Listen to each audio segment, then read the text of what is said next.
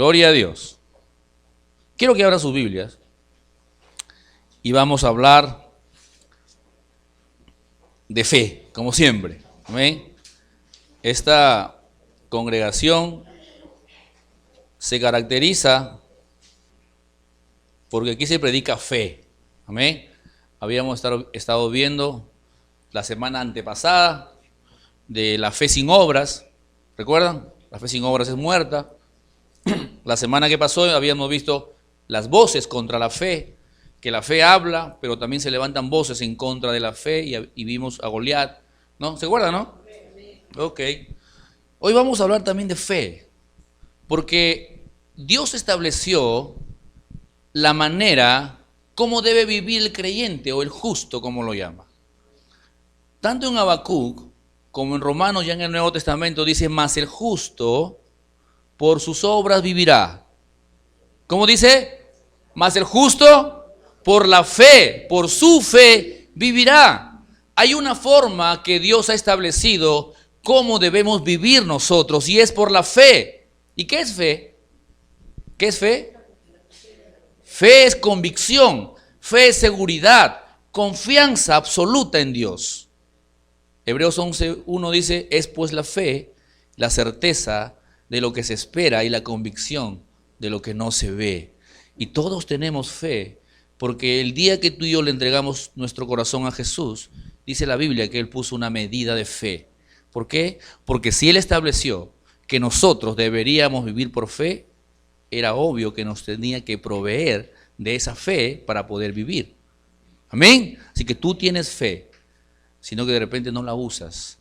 Y hoy vamos a aprender un poco acerca de eso. Amén. Hebreos 11:6. Conocido este versículo. ¿Qué dice Hebreos 11:6? Pero sin fe, ¿qué dice? Pero sin fe es imposible agradar a Dios. Tú puedes estar tratando de agradar a Dios por muchas cosas buenas que estás haciendo. Porque vienes a la iglesia todos los domingos, los miércoles, quieres venir los sábados, pero como ya eres viejo ya no vienes porque eres de jóvenes, ¿no? O sea, quieres agradar a Dios de muchas maneras, quieres hacer esto, quieres hacer lo otro, y eso está bien, lo vimos anteriormente, es fruto, las obras son fruto de nuestra fe en Dios. Pero si tú haces cosas para agradar a Dios sin fe, no lo estás agradando. Porque dice, pero sin fe, ¿qué dice? Es imposible agradar a Dios. Porque es necesario, dice, ¿no? Que el que se acerca a Dios crea, esté seguro, convencido de que Dios le hay, de que Dios existe y que es galardonador o recompensador de los que le buscan. Si tú buscas a Dios de corazón, Él te va a galardonar, o sea, recompensar. ¿Cuántos vienen a la iglesia para buscar a Dios? Muy bien. Y es la fe el común denominador o lo que todos los creyentes tenemos en común que nos hace diferentes a los demás. La fe es lo que nos hace diferentes a los creyentes, o sea, a nosotros, a los demás. Porque mientras el mundo se desespera por muchas cosas, tú vives seguro en Dios. Mientras el mundo se afana y quiere hacer cosas, tú estás descansando en sus pies, porque tú sabes que Él es tu seguridad. Amén. O sea, la fe es lo que nos hace diferentes de los de afuera. Porque la Biblia dice, nosotros no somos como los que no tienen esperanza. Jesucristo en nosotros. ¿Qué dice? La esperanza de gloria. Tú y yo somos diferentes, no mejores, porque Dios los ama a ellos también. Pero somos diferentes, porque la diferencia la hace Dios en nosotros. Amén. Y es la fe la que nos hace diferentes, ¿sabes? A menos que no estés usando tu fe y te pongas a llorar con tu comadre en el mercado cuando ves que subió el pollo. Ay, comadre, a mí tampoco no me alcanza. Y encima que le doy mi diezmo al pastor, peor, ¿no? A menos que seas de esas personas de fe, pero cero. Fe es confianza. Amén. Muy bien. Y la fe viene a ser la mano que recibe lo que Dios ya nos ha dado en Cristo Jesús. Si tú no usas tu fe, es como si fueras una persona manca, que no puede recibir lo que Dios te quiere dar. Amén. La fe es la que está así para recibir lo que ya es tuyo, porque Jesús lo ganó para ti. Eso es fe. Amén. La fe viene a ser la mano. ¿Cuántos tienen manos aquí? Amén. O sea, tú tienes fe, pues.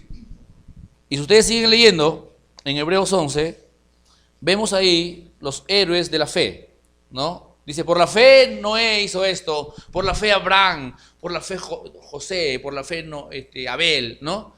Vemos hombres de fe y mujeres de fe, inclusive la menciona Rahab, una prostituta que por la fe alcanzó gracia y misericordia de parte de Dios. Y mira, fue una prostituta, una ramera, pero de ahí nace la simiente de Jesús, nace la genealogía de Jesús.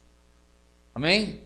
Por la fe. Y nosotros conocemos por la historia el resultado final de estas vidas, de estas personas, ¿verdad? ¿Cómo terminaron ellos? ¿Terminaron mal o terminaron bien? Terminaron bien. Y conocemos la historia. Y como conocemos el final de su historia, creemos que Dios obró en sus vidas.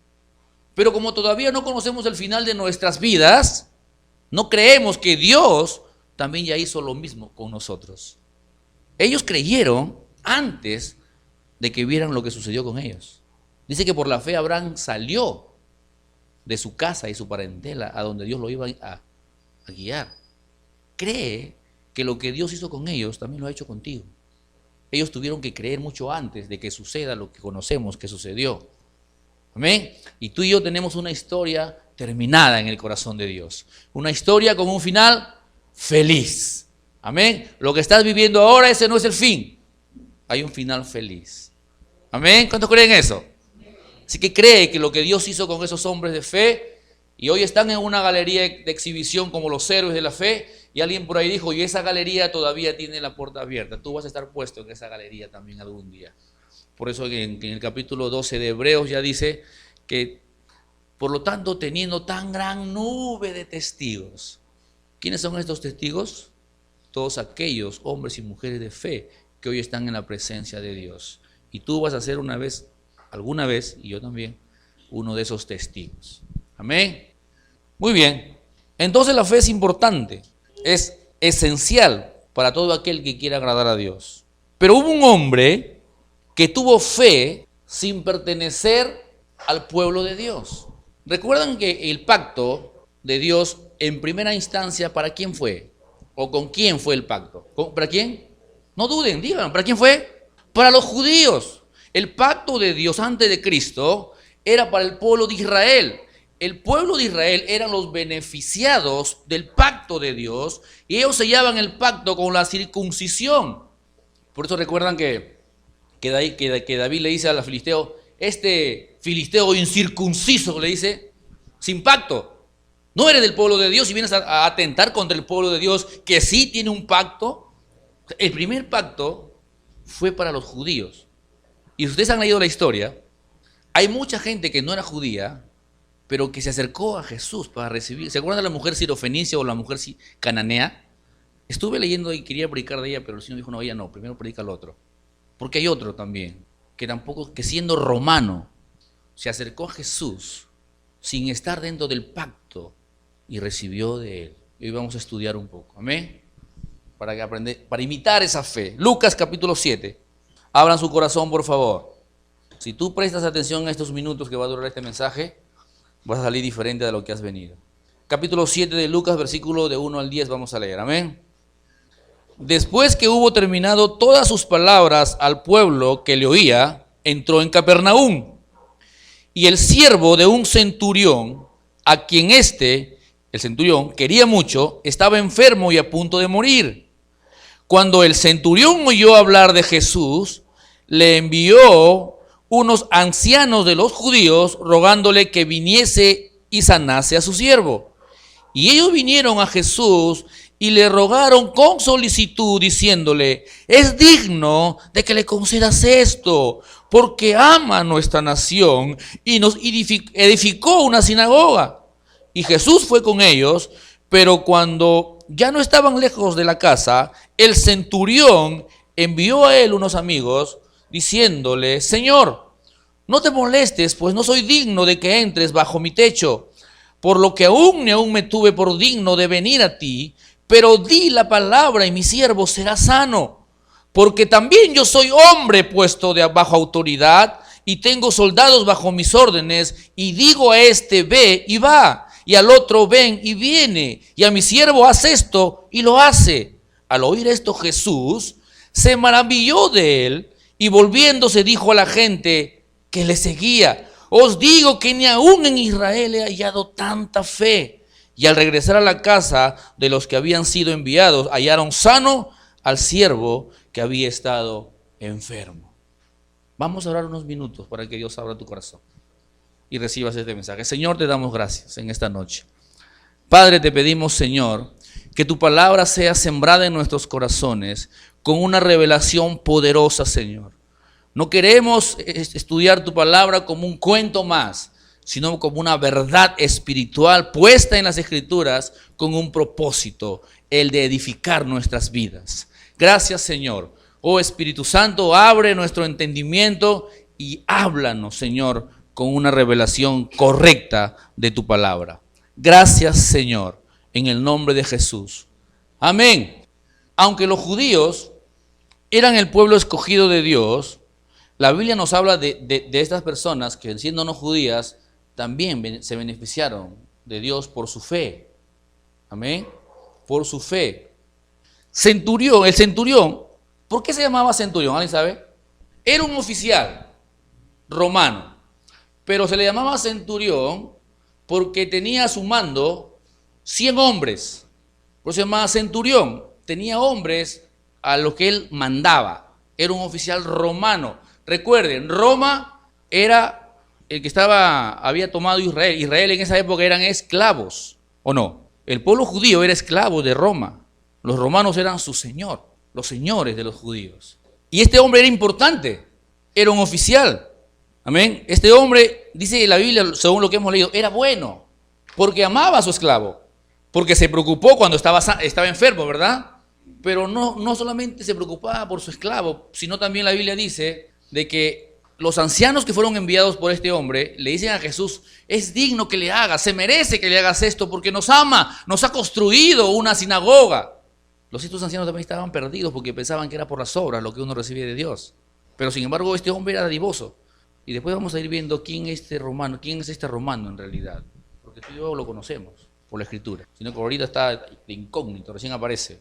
Amén. Ahora, aquí me reventó la cabeza cuando llegué a este versículo, porque yo siempre me había preguntado, ¿por qué Jesús le respondió a este romano tan rápido su oración, su petición?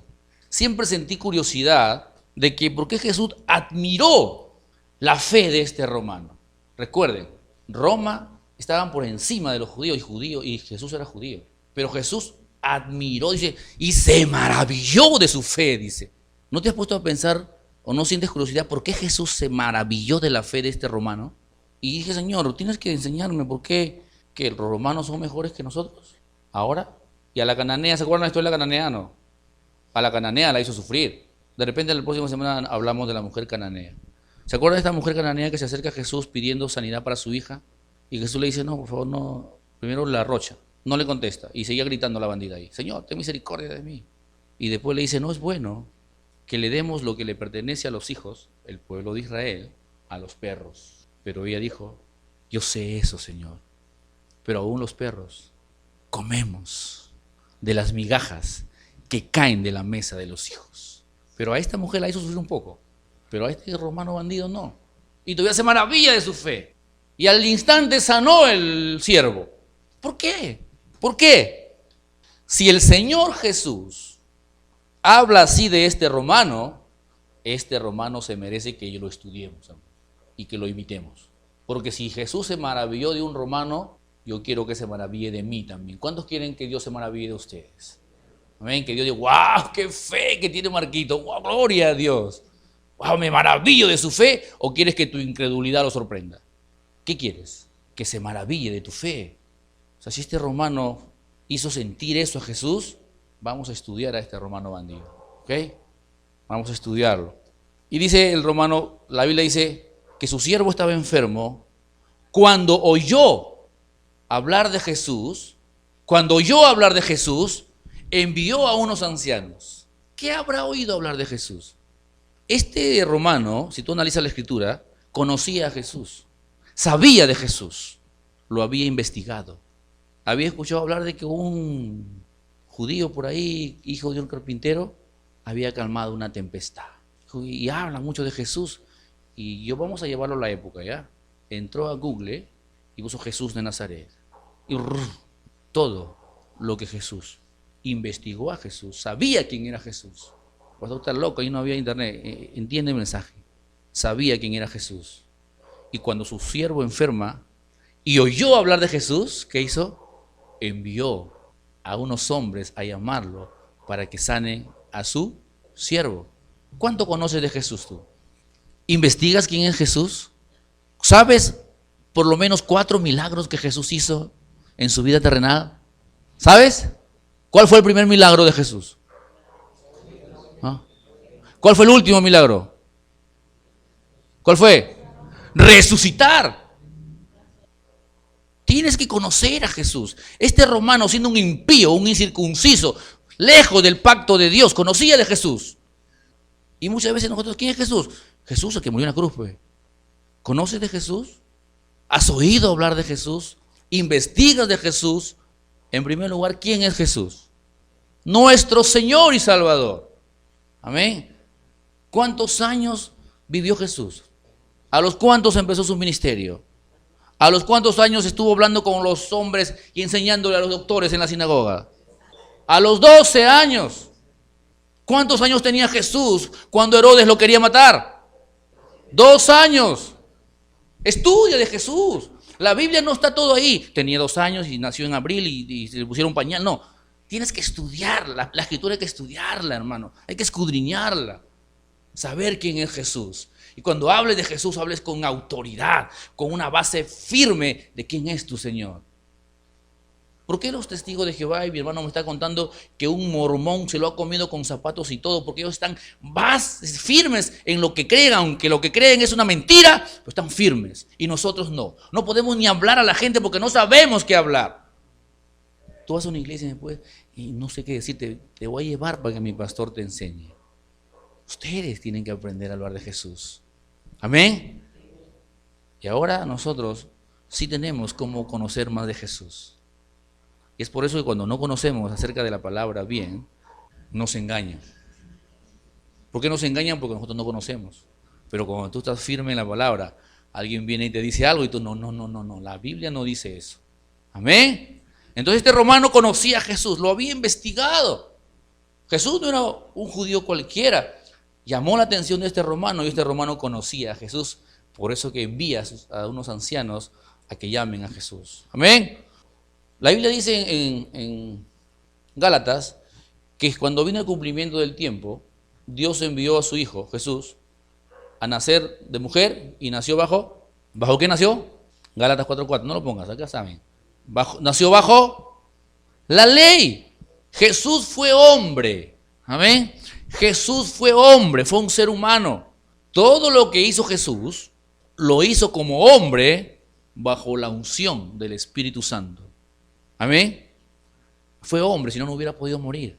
O sea, era Dios, pero la Biblia dice, y se despojó, dice, siendo Dios, se despojó, dice, y se hizo semejante a los hombres. Ahora, en esta época, los judíos eran esclavos y Jesús era judío, por lo tanto Jesús era esclavo. Jesús era esclavo de Roma. Naturalmente estaba bajo las órdenes de los romanos. ¿Estoy de acuerdo? ¿Están de acuerdo o no?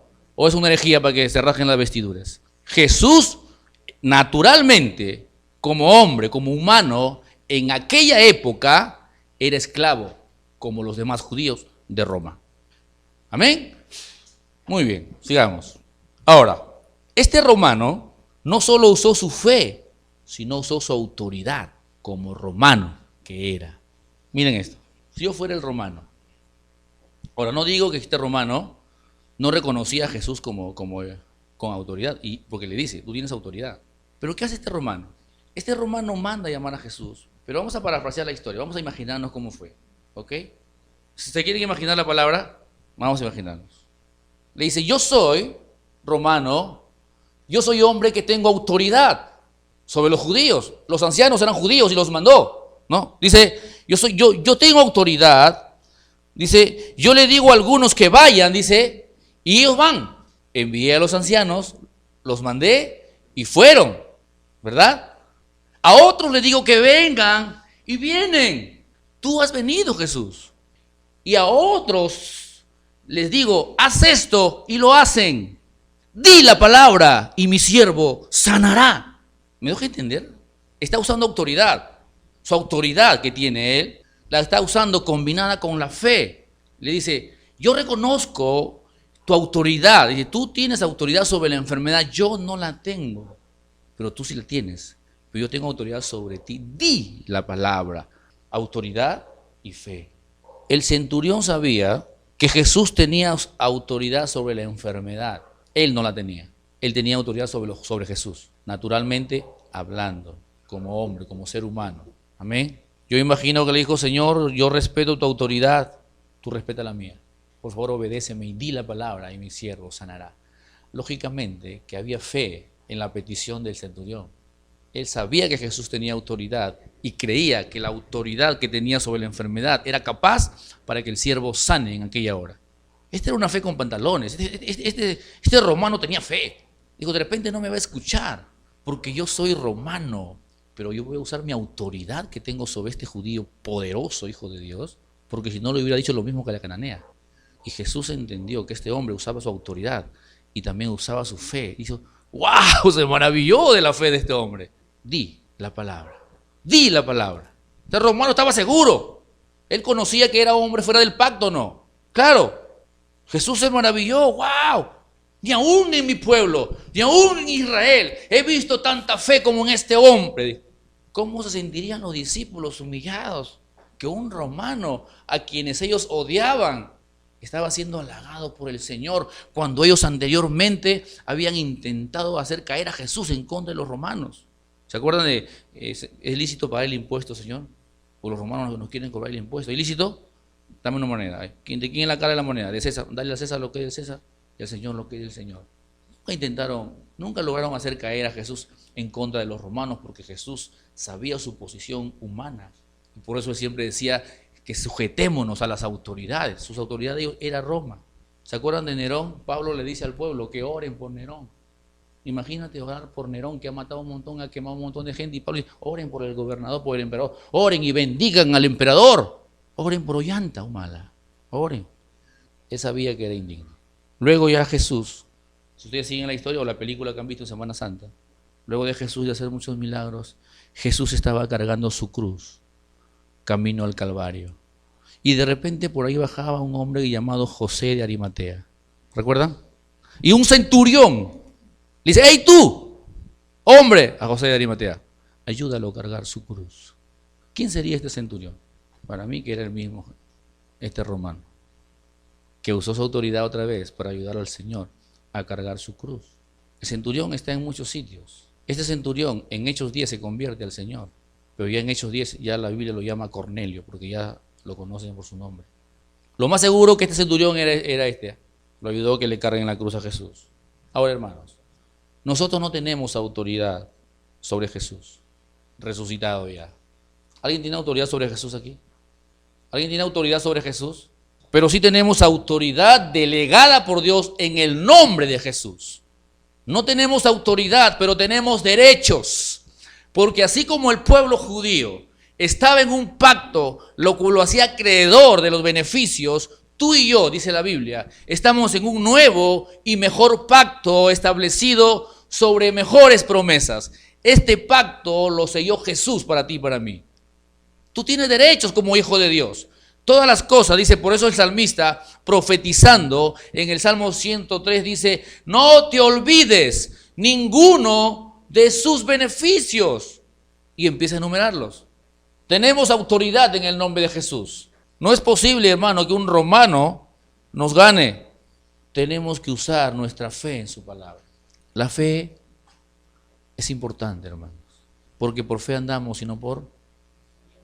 Porque por fe andamos y no por...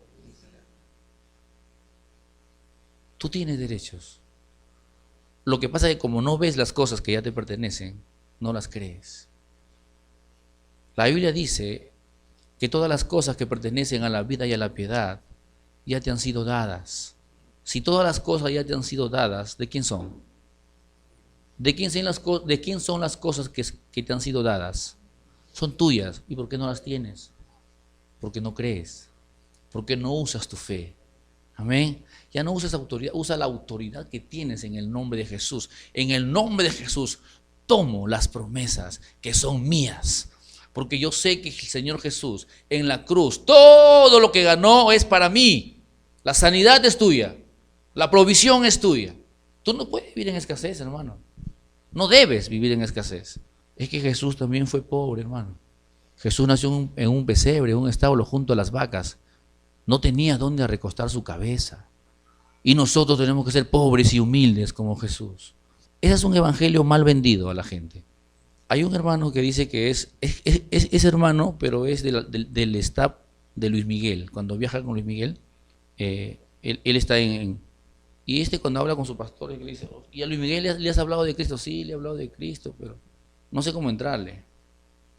Porque le habla, dice, que Dios ha venido a proveer todo, a traer riquezas. Yo soy rico, dice Luis Miguel. Yo soy rico, yo tengo pali a Dios. Pero Dios ha venido, si yo tengo 30 mujeres, 30, 40 mujeres diarias, supuestamente, naturalmente, no le falta nada a Luis Miguel. Porque el evangelio se le vende a las personas pobres, a los que no tienen para comer, a los enfermitos. Cristo vino por los enfermos. Cuando habla de que vino por los enfermos, no habla de la realidad de los que están enfermos literalmente, sino de aquellos que están enfermos espiritualmente, que están sin Dios. El hombre más rico de la tierra necesita a Jesús. Pero le vendemos, es más fácil hablarle a uno que está muriendo, a uno que está un mendigo, hablarle de Jesús. Y a uno bravo con plata, ¿qué haces? Lo picas más bien, no le hablas de Jesús. Porque está mal vendido el evangelio. Piensan que Dios solamente vino para ellos. La necesidad del hombre es espiritual. La salvación no la puedes comprar con todos sus millones. El segundo hombre más rico del mundo está pagando no sé cuántos millones al hombre que se case con su hija lesbiana, porque no encuentra la felicidad. El dinero, todo el dinero que tiene, no puede hacer que su hija deje el lesbianismo. Pero ¿sabes quién lo puede hacer? Jesús. La persona más rica del mundo no puede sanarse de un cáncer terminal con el dinero que tiene en su cuenta. Pero Jesús en un instante lo puede tocar y levantarlo de esa cama. Esa es la verdad. No tengas temor a hablarle a un millonario de Jesús. Jesús lo ama, Señor. Sí, Señor. Yo le hablaba a un jefe que tenía un colorado. Yo le hablaba de Dios. Y me escuchaba el bandido. Que Dios lo ama, que Dios es bueno. Que Jesús vino. Y quizás por eso me respetaba, aunque a veces no me pagaba, pero me respetaba. ¿Por qué? Porque Jesús no vino para la gente pobre. Por eso es que algunas iglesias solamente se llenan de gente, no voy a decir humilde, porque la humildad no tiene nada que ver con lo económico. Una gente que de bajo nivel intelectual. Por eso que todo le creen al pastor. Todo le creen. Están ahí y siguen igualitos. No prosperan. Lo único que hacen es venir y a gritar en la iglesia. Pero la Biblia dice que tú tienes que avanzar. La senda del justo va como la luz de la aurora, que va en aumento. ¿Cuántos años gente tiene la palabra y sigue lo mismo? Sigue lo mismo. Hace años que estoy ahí. Sigo con la misma faldita, las mismas sandalias. ¿Por qué? Si los judíos les duró 40 años de sandalias, la mía tienen 10. Malinterpretan la palabra. Jesús fue pobre porque en realidad nació en un pesebre. Tú sabes por qué nació en un pesebre, ¿verdad? Los que ocurrieron aquí saben por qué nació en un pesebre. ¿Por qué nació en un pesebre? ¿Sabes? ¿Por qué nació en un pesebre? ¿Porque era pobre? Porque quería mostrarnos que nosotros debemos dormir en establos. Si duermes en establos con vaca y con excremento de vacas, eres el mejor espiritual. No. Nació en un establo porque no había lugar en los hoteles, en los hostales, cuando se dio el alumbramiento de María. Era un tiempo de censo. Todo el pueblo había venido a Israel. Y a María se le antoja, pues. No había. No es que era pobre. Era rico. Vinieron los reyes a traerle ofrenda, incienso, mirra, oro. Jesús nunca fue pobre. Por eso la Biblia dice que Él, siendo rico, se hizo pobre para que tú y yo seamos ricos. Porque tú y yo somos ricos. ¿Lo creas o no? ¿Cuántos ricos y ricas hay acá? No te hagas así, yo no hablo de esa riqueza, yo hablo de la riqueza general. Amén. Jesús no fue pobre. Fue tan rico que hasta los romanos se sortearon sus ropas. ¿Qué tan ropa fina sería la que tenía Jesús? Que los romanos se sortearon sus ropas. ¿Han leído esa? Jugaron a la timba ahí al pie de la cruz. Se llevaron. Dice la Biblia que jugaron a la timba ahí, dados, suerte, para llevarse su ropa de Jesús. ¿Qué ropa sería la de Jesús? Fina. ¿Qué saga ni qué saga? Fina. ¿Era pobre? No era pobre. Tenía Judas. ¿Cuándo alguien tiene un tesorero? Cuando tiene dinero, pues. Y Judas siempre sacaba la suya. Alteraba más los libros de contables como los contadores de ahora. Judas era bravo. Hermano, Jesús no fue pobre. Quítate de tu mente ese evangelio barato.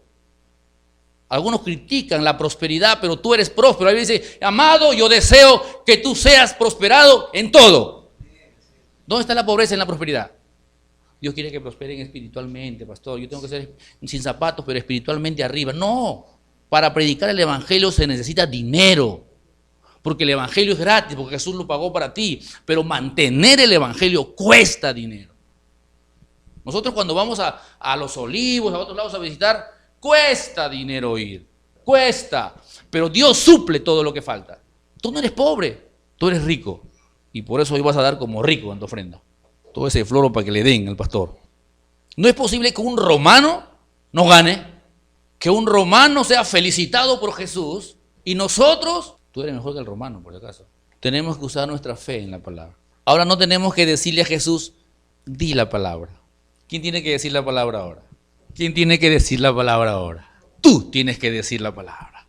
Cuando venga la enfermedad, cuando venga la pobreza, porque son ataques, cuando vengan las cosas adversas a tu vida, tú no tienes que ir, Señor, di la palabra, dile, grita de arriba. No, Jesús no va a decir la palabra, porque la palabra se ha sembrado en tu corazón y tú eres el que va a decir la palabra. Sano en el nombre de Jesús.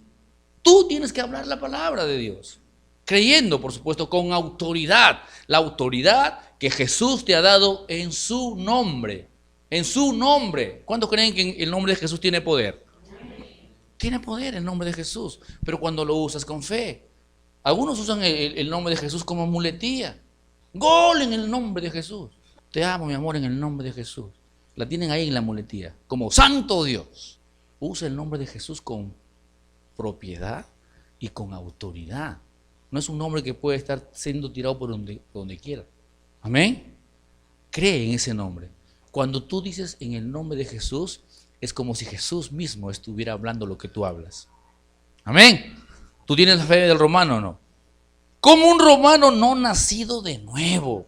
Me hace este romano, me hace. No lleno del Espíritu Santo. No conocedor de las promesas, porque él no conocía las promesas. Él conocía su autoridad y conocía que Jesús tenía autoridad, pero no sabía. Usó su autoridad y sacó beneficio. Y usó su fe también.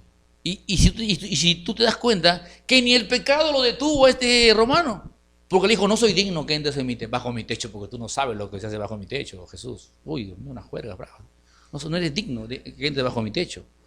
Como yo no sé lo que haces en tu casa cuando te vas. Si sigues levantando la mano y sigues diciendo gloria a Dios, o te salen los que ya tú sabes, los ajos y cebollas. No soy digno que entres en mi techo, pero di la palabra. Ahora, aquí también ha nacido una falta de doctrina de los que oran así, Señor, no soy digno. Yo no soy digno, Señor. Se la agarran del romano. El romano no era digno. ¿Tú eres digno? ¿O cuántos indignos hay aquí? Levante la mano para echarle fuera el demonio. A ver. Tú no eres indigno, hermano. Tú eres digno. Jesús te hizo digno a ti. Amén. Cuando ores, no, Señor, no soy digno. El Señor no te va a dar nada. Soy una cucaracha, Señor. Soy un vil gusano, Señor. Dice que un hermano estaba orando, dice, porque debemos ser mansos y humildes como Jesús. Y él estaba orando rodeado, había metido su cabeza por debajo de la silla.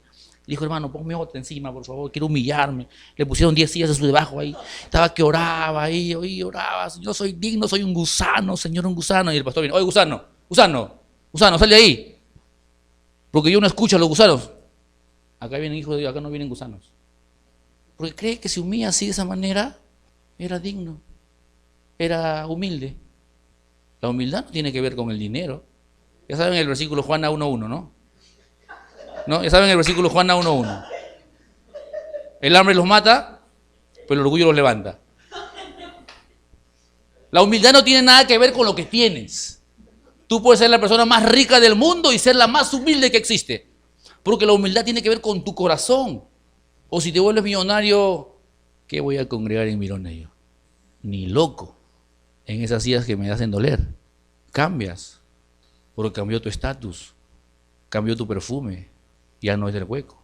Ahora es de Francia. Ya tengo dinero, pero no. Ya no vengo en la combi.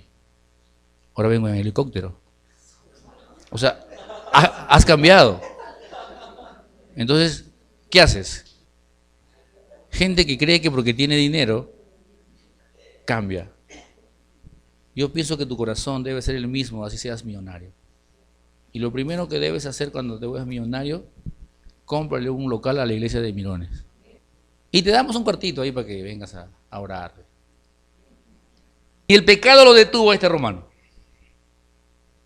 El obstáculo más grande para recibir de Dios es no conocer nuestros derechos. ¿Por qué mucha gente es abusada afuera?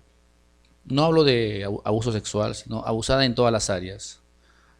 ¿Por qué hay empresas que abusan de los trabajadores? ¿Por qué hay hospitales, médicos que abusan de la gente? Porque la gente no reclama, porque no reconoce, no conoce sus derechos. Tú debes conocer tus derechos como hijo de Dios. Jesús dijo, ay, romano, si mi pueblo tuviera la fe que tú tienes, hoy estarían disfrutando de todo lo que yo he ganado para ellos. No estarían preocupados por tantas cosas vanas. ¿Por qué te afana? Dijo el Señor. Antes buscad primeramente el reino de Dios y su justicia, y todo lo demás vendrá por añadidura. Yo sé que es difícil creerle a Dios cuando las circunstancias están apretando. Pero ahí es el momento en que debes poner tu fe en la palabra de Dios. Jamás Jesús dijo en su palabra que desde el momento que le entregarías tu vida a Jesús, tu vida iba a ser una maravilla. Él dijo que íbamos a tener aflicción en este mundo, pero que deberíamos confiar porque Él ha vencido al mundo. Y Juan más adelante ya dice, y esta es la victoria que ha vencido al mundo, nuestra fe en Él y su palabra. Otra vez te digo lo que supongo o imagino que Dios le dijo al romano. Ay, romano, wow, si mi pueblo de Mirones tuviera la fe que tú tienes,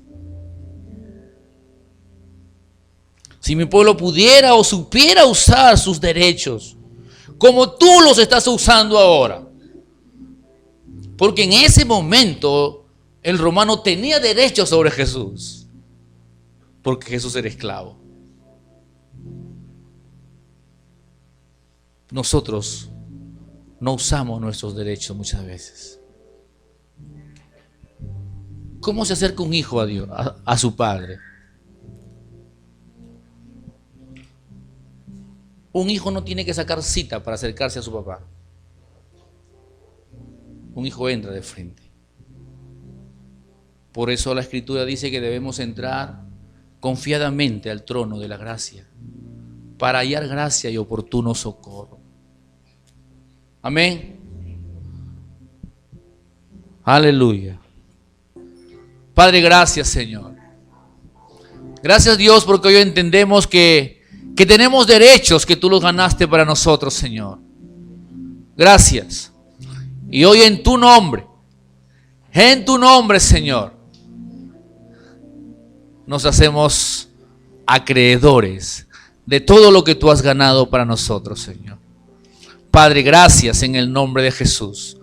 Yo bendigo la vida de cada uno de mis hermanos, Señor, y que tú eres el que está ahora tocando sus vidas, rompiendo paradigmas en sus mentes, Señor, de oposición, de imposibilidades, Señor, porque todas las cosas ya han sido suplidas y todo lo que tienes que hacer, si lo estás haciendo con Dios, déjame decirte que Dios tiene el control.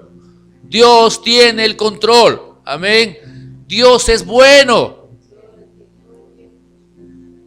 Aleluya. Gracias, Señor. Te adoramos. Te bendecimos, Señor. Aleluya.